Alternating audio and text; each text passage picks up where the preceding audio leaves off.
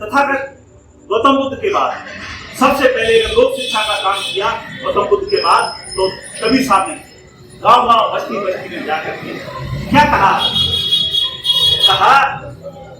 नार एक संसार में आई और मायने जाके वापस। नार एक संसार में आई, नार कौन सी व्यवस्था? ये वर्ग व्यवस्था, खड़ी व्यवस्था। नार एक संसार में आई और मायने जाके वापस जाए। इसको माँ ने पैदा नहीं किया, बाप ने पैदा किया। किसने? मन ने। चली जात हुए बाटे ही बाटा और सोवन हार के ऊपर खाटा। ये उलट बात क्या है? हर किसी की समझ। समाज सो रहा है, इसलिए वो लोग ऊपर बैठे। राम ही राम पुकारते जिव्या पर गई भौंस और सूदो जल पीवे नहीं खुद पीन की भौंस। आपकी राम ही राम पुरखी ने जब ये बोल दिया कि राम ही राम पुकारते पुकारते आपके मुंह में छाले पड़ गए हैं, लेकिन आप सीधा जल नहीं पीते, आपको खोद करके पीने की आदत है, इसलिए जो खोदता है उसकी जिंदगी गुजर जाती है, दूसरा आता है वो खोदना। इस तरह से हमको सिखाया जाता है कि तुम्हारे भाग्य में लिखा है वही होगा, उससे ज्यादा नहीं होगा, उससे कम नहीं होगा। लेकिन साथियों, मैं आपसे निवेदन करना चाहूंगा कि आपके पुरखे ने कहा, कबीर साहब ने कहा, लिखा लिखी की है नहीं आखन देखी बात, और दूल्हा दुल्हन मिल गए की बड़ी।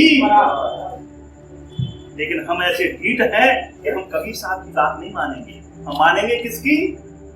जिन्होंने हमारी बहन बेटी की इज्जत की, जिन्होंने कबीर साहब ने कहा, अरे जाका गुरु है अंधा चेला का, और अंधे अंधा पेलियां दोनों। लेकिन हम ऐसे कि केवल और केवल उन्हीं की सुनते। खिड़की जिसमें लिखा है कि ढोल गमान सूत्र पसनारी सकल का। तुम शिक्षा प्राप्त करोगे तो तुम्हारी जुबान काटी जाएगी, तुम अगर सुन करके सुनोगे तो तुम्हारे कानों में गर्म शिक्षा डाल दी जाएगी। तो इनके लिए इंतजाम किया महात्मा फुले ने, और सरकारी स्कूल खोले। अंग्रेजों ने मदद की और अंग्रेजों ने फिर उनको उपाधि दी, और जब उनका सम्मान किया, पूना में सम्मान किया महात्मा फुले का, तो मालूम है क्या हुआ? जब सम्मान किया तो वो बोले कि अब तो कलयुग आ गया है और भेड़ों का सम्मान हो गया। उनको महात्मा की उपाधि दी। अंग्रेजों ने अगर किसी को उपाधि दी है, विक्टोरिया ने अगर किसी को उपाधि दी है, तो महात्मा फुले को ही महात्मा की उपाधि दी है। बाकी फर्जी महात्मा इस देश में किसी को कोई उपाधि नहीं। जब उस महापुरुष को उपाधि दी गई तो क्या बोला गया मालूम है? कि भैया अब कलयुग आ गया है और भेड़ों का सम्मान हो गया। तो उन्होंने हंटर कमीशन के समक्ष में बयान दिया। इतिहास कभी भूलता नहीं है, जो इतिहास नहीं जानता वो कभी इतिहास नहीं बना सकता। हंटर कमीशन के सामने बयान दिया, तब जाकर के हमारे लोगों को पढ़ने की व्यवस्था की और स्कूल खोले गए। स्कूल खोले गए, बाबा साहब ने उसी बात को संविधान में लिया, कबीर साहब की बात को संविधान में लिया। अगर संविधान आपको फिर से पढ़ने का मौका मिले तो पढ़िएगा। और बाबा साहब ने शिक्षा का अधिकार आपको दिया। जितने लोग यहाँ बैठे हुए उनमें से सारे लोग ज्यादातर सरकारी स्कूलों में पढ़ करके अफसर बने होंगे, डॉक्टर बने होंगे, इंजीनियर बने होंगे सरकारी स्कूलों में। तो इनके काकाओं ने देखा कि सरकारी स्कूल इनके लिए है और इनके बच्चे आगे पढ़ते हैं, तो उन्होंने क्या फैसला लिया?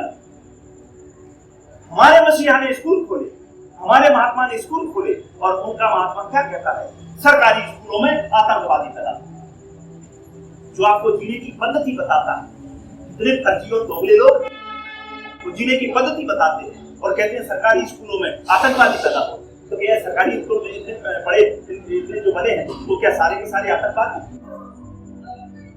और उससे आगे चलिए तो फिर क्या, जब उनकी सरकार आती है तो सरकारी स्कूल बंद करती है। आज की तारीख में लाखों की संख्या में सरकारी स्कूल बंद करती है। क्यों? क्योंकि ये अगर हमारे चेहरे पर चमक है, सरकारी स्कूल में पढ़ने के बाद, नौकरी हासिल करने के बाद हमारे चेहरे पर चमक है। बोले इनकी चेहरे की चमक कहां से आई है? बोले सरकारी स्कूलों से आई। बोले सरकारी स्कूल पर आप गणित को समझिए, उनकी प्लानिंग को समझिए। सरकारी स्कूल उन्होंने थोक में बंद कर दिए। दूसरा, ये लोग कहां से आए हैं? ये अफसर कैसे बन गए? ये बड़े बड़े पदों पर कैसे पहुंच गए? सरकारी स्कूलों में से जाकर के पहुंच गए। क्या उपाय है इसका? बोले इसका उपाय एक ही है, न सरकारी स्कूल होगा न इनका पढ़ने का मौका मिलेगा, नहीं इनके बच्चे आगे बढ़ेंगे।